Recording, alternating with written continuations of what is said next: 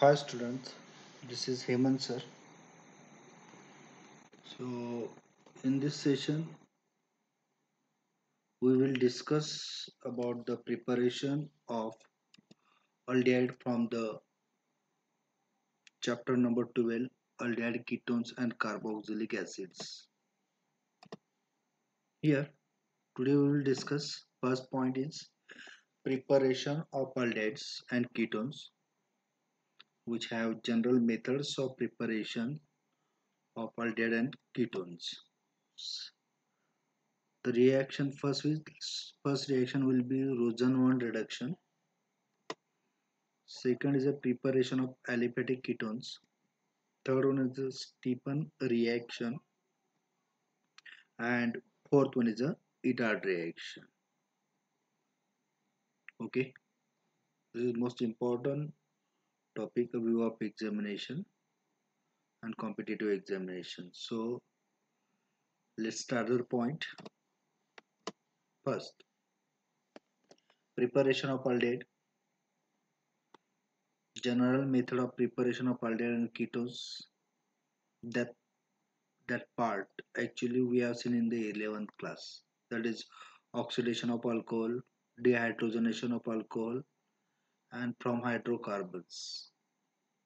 Even we have seen ozonolysis and hydration of alkanes in 11th chapters, means 11th class. Okay, even chapter number is also given, so that this part will not be discussed here today. Here we will discuss about shortly other methods of preparation of aldehyde and ketones. Here, some methods of preparation of aldehydes and ketones involves common starting functional groups, but in different types. First, from acyl chloride. Yeah, you can say acid chloride. Here, aldehyde and ketone both can be obtained from acyl chloride, but reaction can be done by the different ways. Let's see preparation of aldehyde from acyl chloride. This reaction is also called as a Rosenmund reduction. Here we will discuss most important point of the Rosenmund reaction is the main point is a catalyst. In Rosenmund reduction, Lindlar catalyst is used as a catalyst, and Lindlar catalyst means what? They have the platinum and barium sulfide. Actually, it is a poisonous catalyst, और ये poisonous है, इसीलिए इसमें partial hydrogenation की reaction होती है. इसमें partial hydrogenation होती है, फुल हाइड्रोजनेशन नहीं होती जैसे अल्किन रिएक्शन में होती है. तो ये हमारा एक मोस्ट इंपॉर्टेंट पॉइंट है. Second important point is reagent. हम लोग इसमें एसिड क्लोराइड ले रहे हैं, बराबर. एसिड क्लोराइड है एक्चुअली एसिड का एक डेरिवेटिव रहता है. हम लोगों ने फंक्शनल ग्रुप में देखा है कि एसिड क्लोराइड किसको बोलते हैं, RCOCl. They have the halogen as well as the carbonyl group, correct. तो एसिड क्लोराइड का एक्चुअली इसमें हमें पार्शियल हाइड्रोजनेशन करना है, और पार्शियल हाइड्रोजनेशन से हमें प्रोडक्ट मिलेगा. Means partial hydrogenation of acid chloride करोगे तभी जाके आप लोगों को अल्डिहाइड मिलने वाला है. इसमें एग्जैक्टली क्या होता है कि एसिल क्लोराइड का जो क्लोराइड जिधर अटैच है जिस कार्बन पे, उसको हाइड्रोजन क्या करता है, रिप्लेस करता है. तो चलो देखते हैं, रिएक्शन से हमें पता चल जाएगा कि एग्जैक्टली इस रिएक्शन में क्या होने वाला है। और आपको पता होना चाहिए कि एज ए रिएजेंट हम लोग एसिल क्लोराइड ले रहे हैं। एज ए रिएजेंट हम लोगों ने इधर क्या लिया है, एसिल क्लोराइड, बराबर है। इधर हम लोगों ने एरो पे हाइड्रोजनेशन लिया है in presence of palladium plus barium sulphide. Hydrogenation का सिंपल सा रिएक्शन होने वाला है। ये पैलेडियम बेरियम सल्फेट जिधर होगा उसको हम लोग लिंडलर कैटलिस्ट बोलते हैं। ये आपको ध्यान में रखना है। और सेकंड कि ये एक पार्शियल हाइड्रोजनेशन की रिएक्शन है।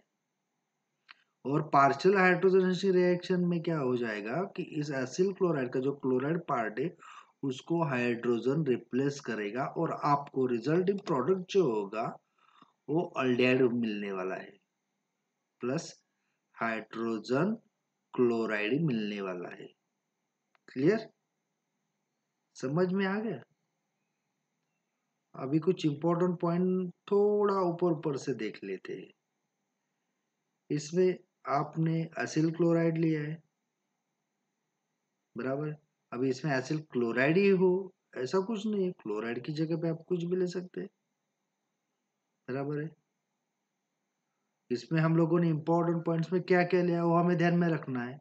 हमने लिंडलर कैटेलिस्ट लिया है, पैलेडियम बेरियम सल्फाइड, और रिएजेंट एसाइल क्लोराइड लिया है। सिंपल सा पार्शियल हाइड्रोजनेशन हो जाता है और आपको जो प्रोडक्ट मिलने वाला है वो हल्डिहाइड मिलने वाला है। क्लियर, आगे बढ़ते हैं।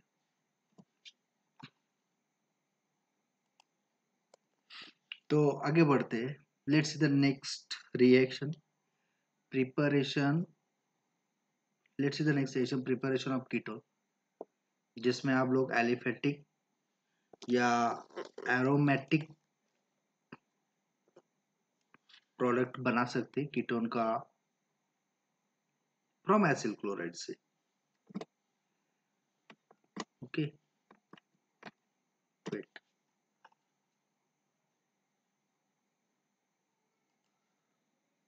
चलो आगे बढ़ते। Preparation of aliphatic ketones from acyl chloride.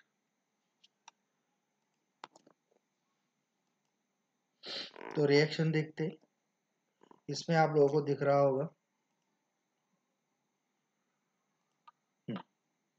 कि इधर हम लोगों ने ग्रिग्ना रिएजेंट लिया है RMGX। आपको तो मालूम है ये highly reactive organo metallic compound है और वो जल्द से जल्द रिएक्टिव हो जाता है। जैसे ही ये ग्रिग्ना रिएजेंट कैडमियम क्लोराइड के साथ उसकी रिएक्शन होती है तो कैडमियम अल्केन, बराबर है, एज ए इनिशियल प्रोडक्ट, या इसको आप लोग डाई अल्किल कैडमियम बोल सकते हैं। आपको dialkyl cadmium as a product मिलेगा इधर, ये वाला dialkyl, this part there are two alkyl groups, it is dialkyl and this is a cadmium. Hmm? This is cadmium chloride. When this Grignard reagent react with the cadmium chloride, it gives the dialkyl cadmium plus twice of magnesium chloride halide. Okay. Now this dialkyl cadmium react with the acyl chloride. It gives a ketone. Here simple क्या हो जाता है कि cadmium chloride को substitute कर देता है।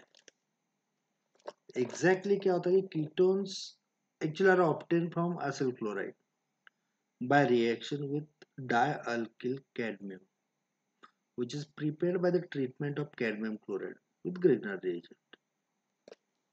It is a very simple reaction and this is aliphatic.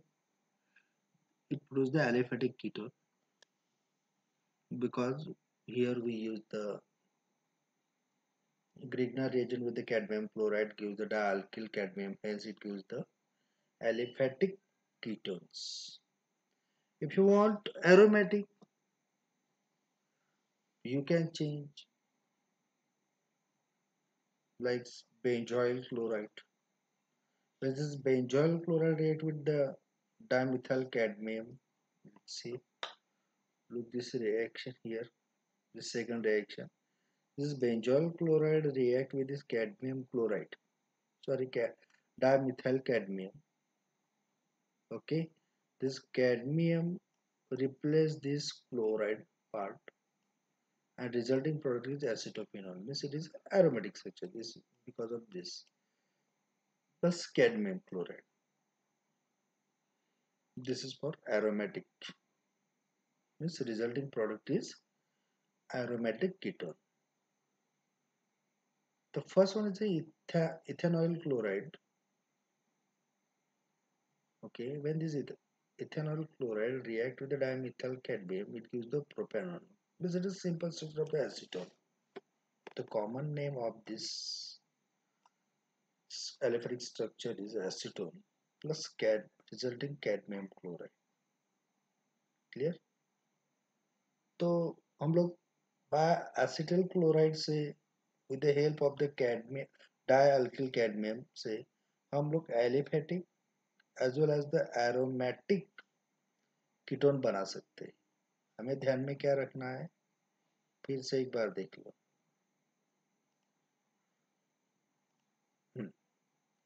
बस देखो कि हमें डायल्किल कैडमियम बनाना है. तो डायल्किल कैडमियम बनाने के लिए हमें क्या करना पड़ेगा, हमें लेना पड़ेगा highly reactive organometallic reagent like granite reagent plus cadmium chloride. Resulting product is dialkyl cadmium. And once the got the dialkyl cadmium, this dialkyl cadmium react with the then acetyl chloride, resulting is a ketone. By this method, you will get the aromatic as well as the aliphatic ketone. There are two examples in the next. See, this ethanol chloride react with the dimethyl cadmium, resulting product is aliphatic ketone, that is called as acetone. And benzoyl chloride react with the dimethyl cadmium, the resulting product is acetophenol plus cadmium chloride. Okay, this is one of the method for the preparation of the ketone. It may be aliphatic or it may be aromatic. चलो आगे बढ़ते हैं.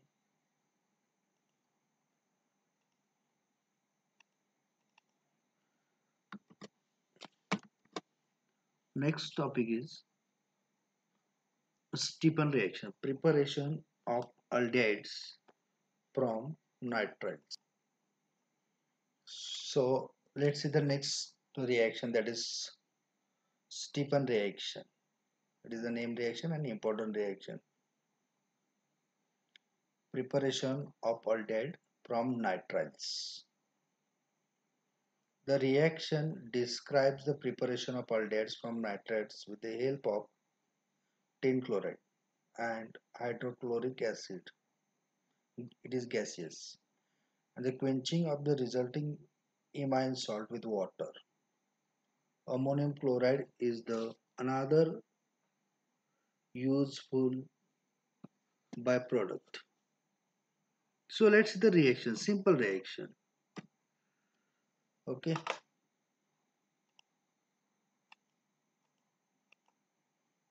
Wait. Reaction is not moving.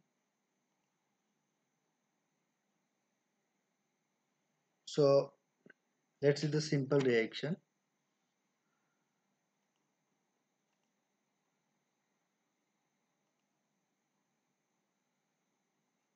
Why the reaction is not going? So let's see the reaction.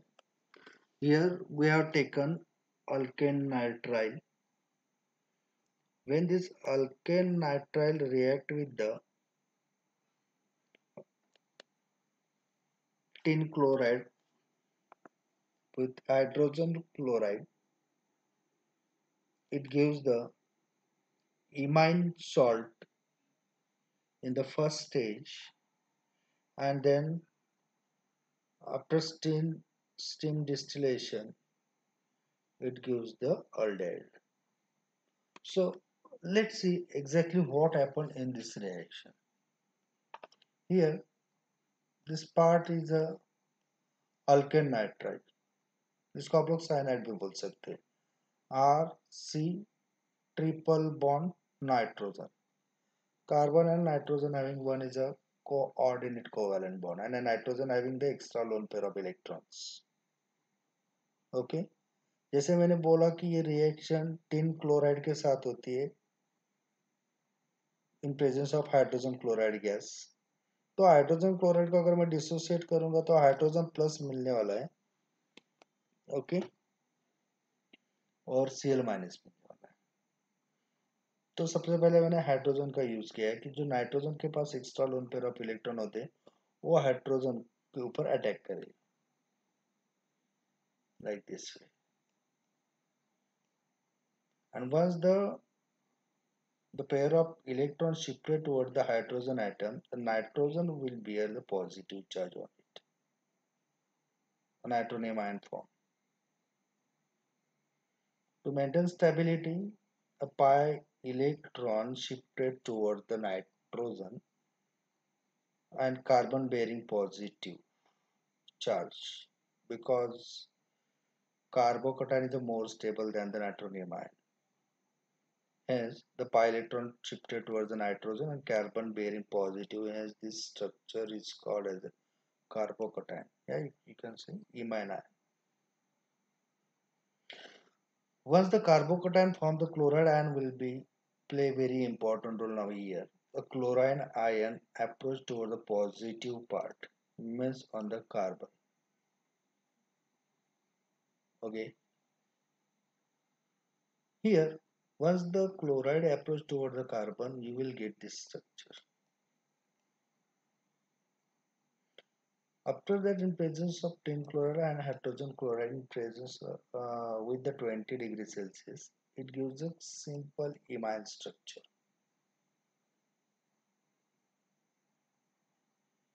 Then a hydrolysis reaction takes place.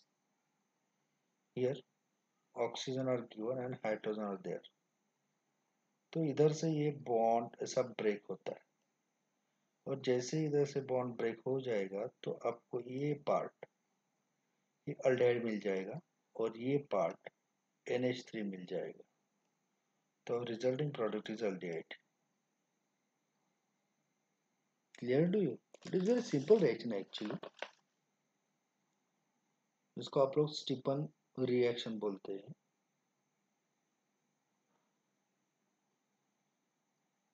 Stephen reaction में हमने देखा कि nitrile का reaction देखा. In presence of tin chloride, a simple hydrogenation reaction takes place. In the first stage, imine hydrochloride is formed. After hydrolysis of the imine hydrochloride, it gives the aldehyde plus ammonium chloride, according to your textbook. Okay. Here somewhere, if you see in your textbook, there will be diisobutyl aluminum hydride is also used instead of the tin chloride because the condition of the using of the diisobutyl aluminum hydride is the starting product may have double as well as the nitrile product, double bond as well as the nitrile. So you can use diisobutyl aluminum hydride for the particular reaction. This simple reaction, the preparation of aldehydes. Clear? There are examples of the aromatic aldehyde and cyclic aldehyde. एक reaction है pentacyclic cyanide या nitrile बोल सकते हैं आप लोग. Okay. साइक्लोपेंटिल nitrile. फिर से टिन क्लोराइड और एसिल डालेंगे, हाइड्रोलिसिस करेंगे तो आपको ऑल्डेहाइड मिलने वाला है. ओके. बेंजीन नाइट्राइल लिया है तो बेंजीन नाइट्राइल में भी वही डालेंगे tin chloride in presence of hydrogen chloride after hydrolysis you will get the aromatic aldehyd. इसमें आपको ध्यान में एक ही रखना है, अगर जिधर टीन नाइट्राइल के देखो एग्जाम के लिए आप लोग क्या ध्यान में रख सकते हैं, क्या इंपॉर्टेंट है एल्डिहाइड बनाने के लिए, नाइट्राइल से बनाने का है तो आपका स्टार्टिंग में एज स्टार्टिंग प्रोडक्ट आपको नाइट्राइल लेना है और आपको एरो पे होना चाहिए tin chloride plus hydrogen chloride और उसका हाइड्रोलिसिस करना है तो डायरेक्ट आपको ऑलरेडी मिलेगा। ये अगर आपके दिमाग में रहेगा तो आप तुरंत पहचान लोगे कि ये सिंपल सा स्टीफन रिएक्शन। फिर इससे आप लोग एलिफेटिक हो या एरोमेटिक हो या सिंपल साइक्लिक्स ऑलडेहाइड प्रोडक्ट बना सकते हैं। क्लियर? आगे बढ़ते हैं। Preparation of ketones from nitrile जो हमने अभी देखा, but ketones are prepared by reacting nitrile with Grignard region in dry ether as a solvent, followed by the hydrolysis. It is already the acid hydrolysis actually. इसमें हम लोगों ने nitrile लिया है और अब ये RMGX तो आप तो पहचानते हैं अभी, RMGX मीन्स ग्रिग्नार रिएजेंट, इसको आप लोग ऑर्गेनोमेटेलिक रिएजेंट भी बोल सकते हैं ना, हमने देखा है बहुत सारे रिएक्शन में इससे पहले। तो आपको तो मालूम है कि R के ऊपर और X के ऊपर पार्शियल नेगेटिव चार्ज रहता है और मैग्नीशियम तो मेटल है, hence इसके ऊपर पॉजिटिव चार्ज रहेगा और एक्स के ऊपर नेगेटिव चार्ज रहेगा। ओके, आर और एक्स के ऊपर पार्शियल नेगेटिव चार्ज रहेगा, मैग्नीशियम मेटल है इसीलिए इसके ऊपर पॉजिटिव चार्ज रहेगा। प्लस हमें क्या दिया है, नाइट्राइल, ये वाला बराबर है। जब साइनाइड में से नाइट्राइल रहता है ना तो दो पोजीशन रहती है जो अटैक कर सकते हैं, एक नाइट्रोजन भी अटैक कर सकता है और एक कार्बन के ऊपर भी अटैक हो सकता है।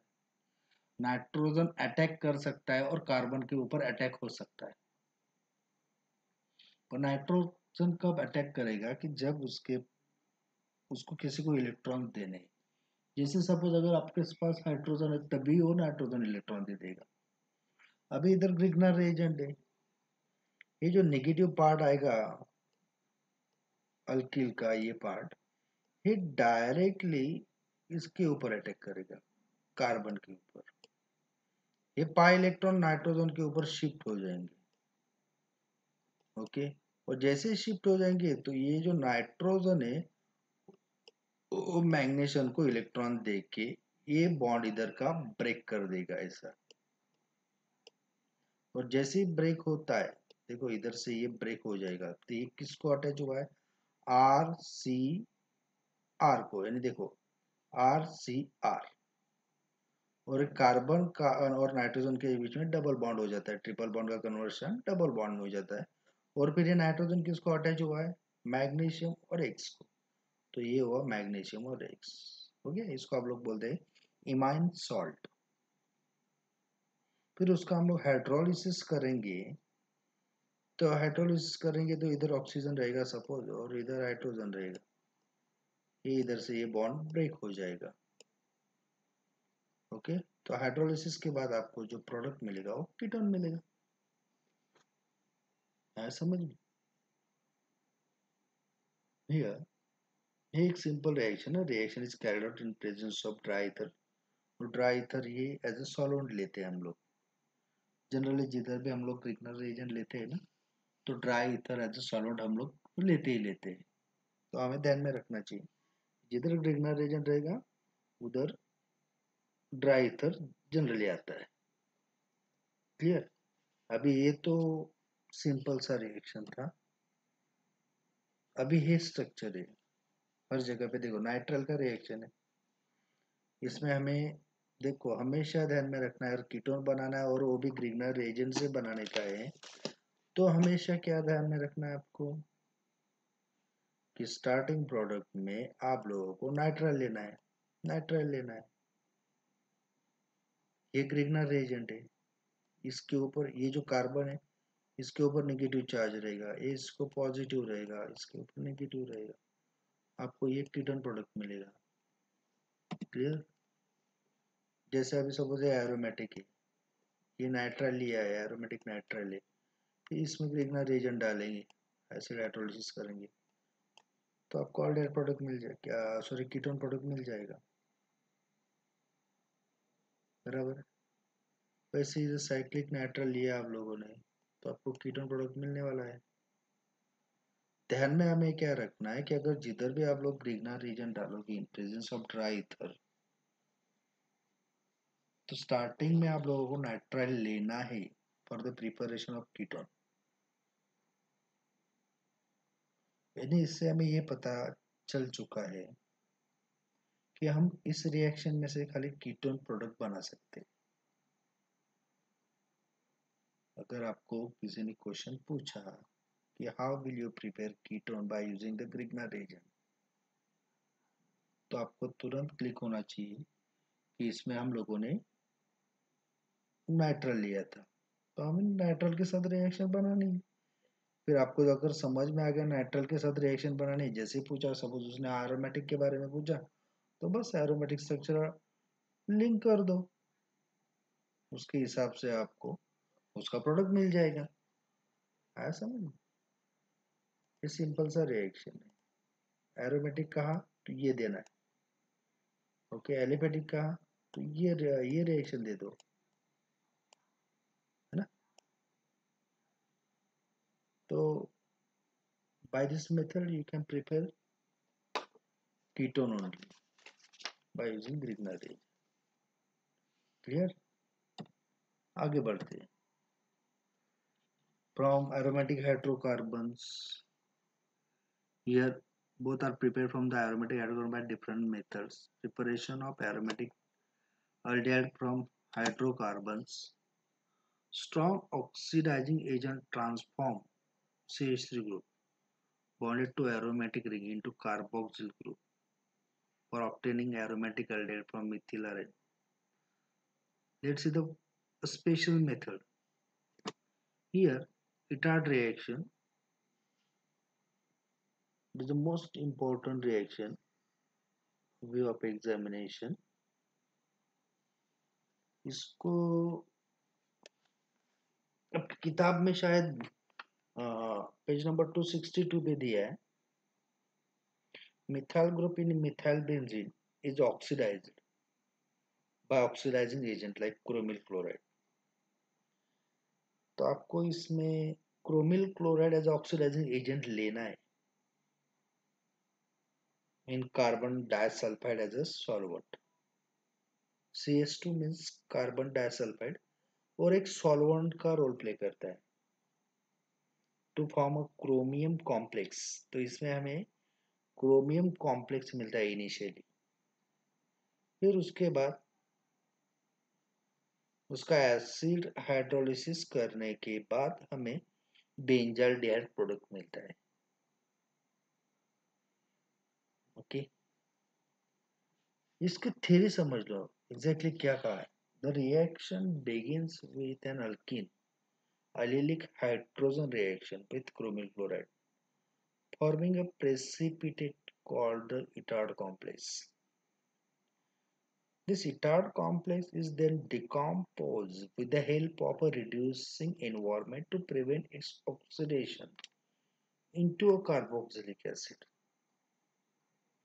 This reducing environment is generally provided by a saturated solution of aqueous sodium sulfate. Carbon tetrachloride is the most commonly used solvent for this method, but carbon disulfide and chloroform can also be used as a solvent.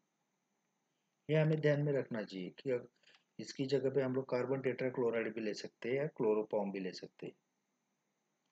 Aldehyde product of high purity can be obtained by purifying the Itard complex before its decomposition, so that the reaction with the unreacted reagent is prevented. The time frame for this equation may vary from a few days to several weeks, but the yield is relatively high. Reaction देख लेते हैं कि exactly reaction में क्या कहा गया है। आपके सामने टोलिन दिया है, ये जो टोलिन ये पार्ट मिथाइल को अगर बेंजीन लगाया होगा तो उसको आप लोग टोलिन बोलते हैं। ये टोलिन और ये क्रोमिल क्लोराइड है, ये ऑक्सीडाइजिंग एजेंट है। और ये आपको मैंने पहले बोला था कि ये कार्बन डाइसल्फाइड है, ये सॉल्वेंट का काम करता है। ओके, ये क्रोमिल क्लोराइड है, ये सॉल्वेंट है और ये toluene. Once the toluene react with the chromyl chloride in presence of a solvent like carbon disulfide or carbon tetrachloride or chloroform, it gives a chromium complex in the initial stage. Like this. जितने hydrogen suppose आप लोगों ने तो chromyl chloride 2 times लिया, तो 2 hydrogen को replace करेगा और एक कॉम्प्लेक्स बनेगा, that is chromium complex. Okay, then further hydrolysis reaction takes place and resulting product is benzaldehyde.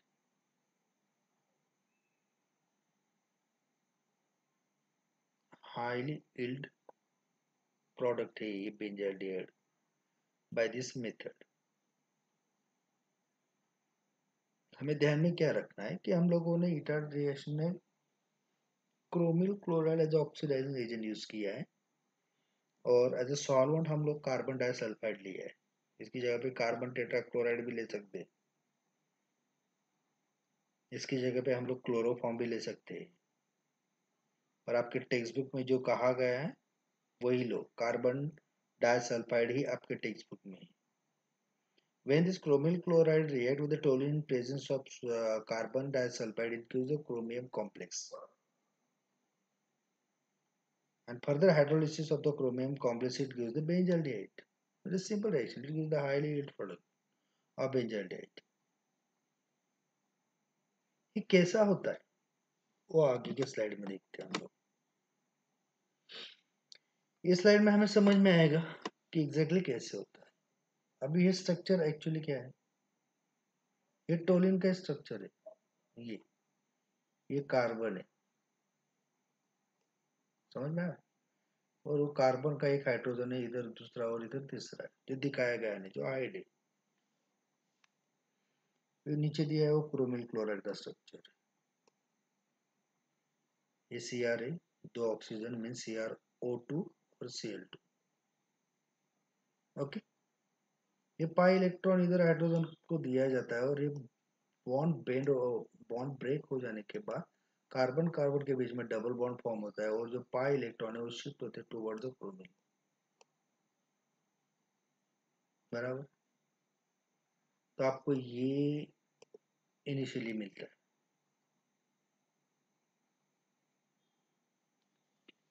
उसके बाद here the precipitated etard complex is decomposed। ये एक्चुअली etard complex मिला है, उसका प्रेसिपिटेट है। बराबर, ये जो प्रेसिपिटेट है etard complex है वो डिकम्पोज होता है। Purification of precipitate before decomposition gives highly pure aldehyde product by 2,3 sigmatropic rearrangement. देखो ये 2,3 सिग्माट्रोपिक रीअरेंजमेंट या थ्योरी पार्ट जो दिख रहा है वो आपके लिए जरूरी नहीं, बट जस्ट फॉर अंडरस्टैंडिंग ये दिया गया है।